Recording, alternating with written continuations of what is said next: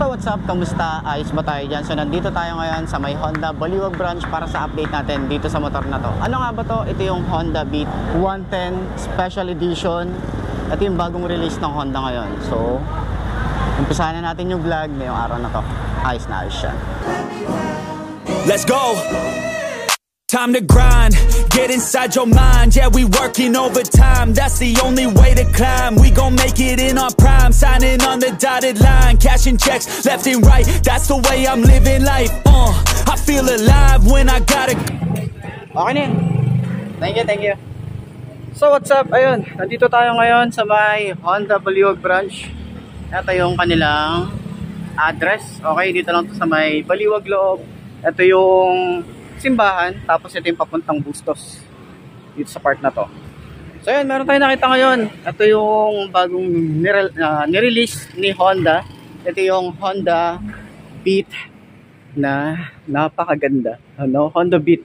So ito yung limited edition. Meron silang available na isang unit dito. Then wala pa halos yung ibang kulay, pero update ko pa rin kayo doon para sa mga kukuha. Okay, pero wala pa silang available na price dahil nga kare-release lang or kabababa lang na to. At na-checkuhan lang din natin. Pero syempre update ko rin kayo sa price niya pag available na. And ayan na nga, ikutan na natin para doon sa lahat ng mga gustong kumuha nito. Available na rito sa Bulacan. Baka sa inyo or available na rin. Check nyo na lang sa Honda na branch na malapit sa inyo. So, let's go!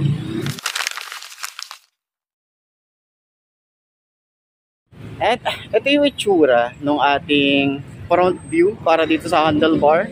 So dito pa rin naman yung ating side mirror.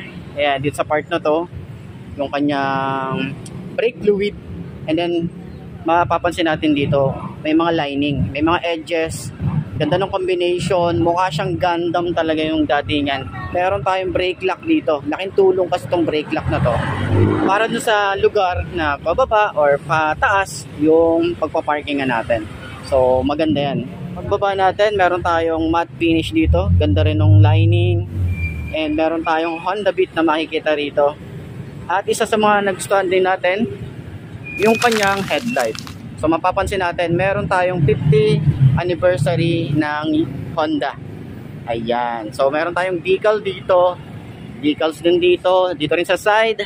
Meron din tayong decals at meron tayong 50th anniversary. Ayan. So kulay blue and kulay red. And ayun na nga, sa kanyang headlight is napakaangas ng datingan nito. Gusto ko yung itsura niya. LED na yan, yun yung naging upgrade para dito sa Honda Beat na to. And then dito sa taas, yung kanyang signal light. And meron tayong mga sharp looking design dito sa baba. Napakaangas ng datingan. Gusto ko yung itsura din nito, meron din siyang glitter effect. Pag natatamaan siya, nasikat ng araw. Ayan. So kulay blue, yung ating front fender, maganda rin. Bulky din siyang tingnan, tsaka flexible. Meron tayong combi brake dito and naka-telescopic fork tayo para dito. Tapos ang ganda ng finish ng ating forks, kulay black and naka-mugs tayo. Gusto ko yung itsura niya. Kulay bronze yung itsura or yung finish. Tapos meron siya mga glitter effect. At yung size natin dito is 80 by 90 by 14. At yung kanyang tires, yung kanyang brand is Federal. So dito ay naka single pot caliper tayo rito at yung kanyang brand is Nissin. Tapos naka single disc brake din tayo rito. Ganda rin ang itsura ng tires. Dito sa side, mapapansin natin yung aggressive. May mga lining niya, no? Ganda rin ang itsura dito. Napakaangas ng datingan niya. Mas angat siya ngayon, lalo na yung decals niya. So meron din tayo rito, floorboard pa rin naman. Dito pa rin yung ating battery. Dito nilalagay. Gusto ko yung style niya. Gusto ko yung design. Lalo dito sa ilalim ng upuan. And dito naman sa harap. Meron tayong M-shape na makikita rito. Tapos ang ganda ng itsura dito sa part na to. Meron tayong utility hook. Yan. May side pocket tayo rito. At meron tayo rito USB port. Ayan. Napakaganda ng USB port. So ano siya? 12 volts. So kailangan nyo ng extension, no, para dito, 12 volts niya. So ang suggest ko lang sana dito kay Honda dahil nga meron tayong USB port dyan, is sana merong lusutan cable, no? Para at least kasi pag pag nag-charge tayo, kailangan naka-open siya. Yun lang yung ating nakita rito, di ba? Pero yun na, kagandahan dito kasi is meron na siyang USB port para sa mga rider natin na halos ito yung ginagamit sa mga delivery service. Ayan, magandang upgrade yon. So dito sa side, yung side pocket niya is malalim din siya, mukhang safe naman siya. And dito yung ignition key, isa sa mga upgrade din na nakita natin dahil nga dito na rin binubuksan yung seat. So di nyo na kailangan tanggalin yung susi para suksukin doon sa gilid ng upuan, dahil nga katulad dati is doon pa sinususian. So at least dito maganda na siya. So meron din tayong shutter lock and then yung kanyang ignition key. So sa kanyang handlebar, syempre naka-upright position pa rin naman tayo rito. Tsaka sporty looking na yung ating upgrade para dito sa panel gauge niya. Yun yung isa sa mga napansin natin na upgraded dito sa version na to. Ito yung version 3. Meron tayo parang carbon fiber finish dito sa mga side. Ganda ng Honda. Meron emblem dito. Ganda ng design dito sa part ng taas. So dito may digital na maliit. Dito naman is yung speedometer niya. May makikita tayong echo, yung kanyang high beam na logo. Tapos signal light na sa gitna. So isang blink lang yan. At dito sa side is yung kanyang temperature, ayan, or yung engine check dito. So dito naman sa side is electric starter. So ito ay naka-automatic on na yung ating ilaw pag nag-start tayo rito. So sa grip natin dito, meron tayo, maganda yung kanyang grip na ginamit, sobrang kapit niya. Yung throttle sobrang babaw din, ayan na. So yung lever, maganda rin yung lever, yung finish. Kahit di na kayo magpalit dito, gusto ko na yung style na ito. So dito naman sa side, lever natin dito. So may brake lock nga tayo rito. Ayan. Maganda yung kanyang grip. Makapit siya. Ayan. So dito naman is meron tayong high and low. Wala siyang flasher. Busina, signal light. Wala rin siyang built-in hazard. So sa upuan niya, gusto ko yung style. Mukha siyang premium. Ayan. O, tingnan natin ha. Ayan. Mukha siyang premium. Ganda ng leather. Yung foam, sobrang lambot. At meron tayong style dito na parang pinagtabasan. Hindi tayo masyadong bukaka dito. So dito sa side, simple lang din naman yung ating toothpicks dito. Combination ng rubber and metal. And dito nga sa ating side, yung Honda Beat. Meron din nakalagay dito 50. Tapos yung Beat Special Edition itong part na to. Or limited edition talaga to. So ganda rin, no? Napakaangas talaga ng itsura. Gusto ko yung combination ng decals niya ngayon. Ito nga pala, air-cooled pa rin naman. Gusto ko yung blower dito, yung design niya. And yung tambucho, yung ating part ng ilalim. Ayan o, meron tayong harang dito.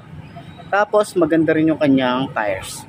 So ang tire size niya rito sa likod ay 90 by 90 by 14. So naka-drum brake tayo dito sa likod. At maganda rin yung kanyang paint job dito. Present. So yan yung ating tambucho, stylish yan. Ano siyang parang carbon fiber finish dito. And wala siyang swing arm. Yan, napansin natin dito. Dito sa side, meron tayong kill switch para sa side stand niya. Napaka-smooth lang din. Yan yung datingan ng ating panggilid dito. Napaka-bulky niyan. Napaka-bulky din niyang tingnan. Tapos maganda yung mga paint job talaga dito. Ibang klase talaga si Honda. Meron tayong Honda naka-emboss dito. Tapos meron tayong adjustable na monoshock dito sa likod. Ayan yung datingan natin dito. So sa grab bar, ito yung tsura niya. Ganda rin yung tsura dito. Meron tayong parang carbon fiber finish dito. Dito rin sa side na to. Yung taillight niya ay mukha siyang LED. Pero bulb type. Pero parang LED yung datingan niya. Correct me if I'm wrong kung bulb type siya or LED. Mukha siyang LED na yun. Tapos yung kanyang signal light is bulb type pa rin. Meron tayong plate light dito. Reflector. And then bulking tingnan. Or maganda yung tsura para dito sa kanyang rear fender. Ayan. So sa kanyang compartment, Yun know, meron tayong lagay ng mga tools dito. May helmet tayo rito. Nandito na yung kanyang side mirror, free tools, tapos yung battery. Malawak din yung ating compartment dito. Ayan, gusto ko itsura niya. Tapos merong Honda Beat dito, or Beat na pangalan. And then, maganda yung design. Ang linis lang ng design niya rito sa ating fuel. So, kapag natapon yung ating fuel, merong saluhan dito. Tapos, di nyo na kailangan susian yung ating tank cap dito. Ayan. Diba? Ayos, no? So, try nating sakyan para at least malaman natin kung abot ba ng 5'2" na kagaya ko.